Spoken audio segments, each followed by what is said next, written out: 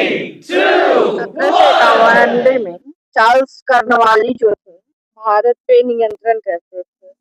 उनका शासन और बल कैसा चला था? शासन प्रणाली कैसा चला था? 1791 ईस्वी में चार्ल्स कार्नवालिस ने भारत में एक नियमित पुलिस बल प्रणाली की शुरुआत की था।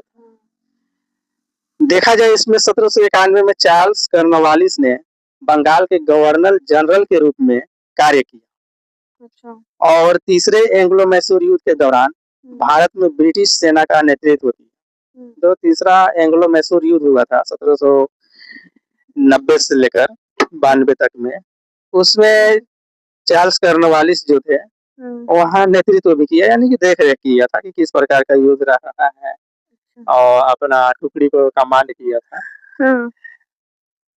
बेंगलोर पर कब्जा करने और टीपू सुल्तान से युद्ध करने के लिए दक्कन पठार को कूच लिया। भारत में सैन्य अभियान पहला था इसका। बेंगलोर की घेराबंदी मार्च 1791 में बेंगलोर के महत्वपूर्ण किले पर कब्जा कर लिया गया। दूसरा है अरकेरे का युद्ध 15 मार्च 1791 को टीपू सुल्तान को पीछे हटने पर मजबूर कर दिया गया। पीछे हटना मतलब युद्ध से बाहर हो जाना, युद्ध लड़ना नहीं चाहा। तो अभियान पूरा होने से पहले ही खाद्य आपूर्ति की कमी के कारण और भारी मानसून बारिश के कारण बेंगलुरु वापस लौटने के लिए मजबूर होना पड़ा टीपू सुल्तान। अब इसमें जो चार्ल्स कर्नवालिस के द्वारा प्रशासनिक और कानूनी सुधार लाया गया था, उसका है पहला आंतरिक शासन, यानी कि ईस्ट इंडिया कंपनी के भीतर भ्रष्टाचार को खत्म करने के लिए आंतरिक शासन लाया गया। दूसरा पॉइंट है कार्नवालिस संहिता। इसमें अदालतों, व्यापार और भूमि करों के लिए नए नियम स्थापित किए, जिन्होंने प्रारंभिक ब्रिटिश शासन के आकार दिया।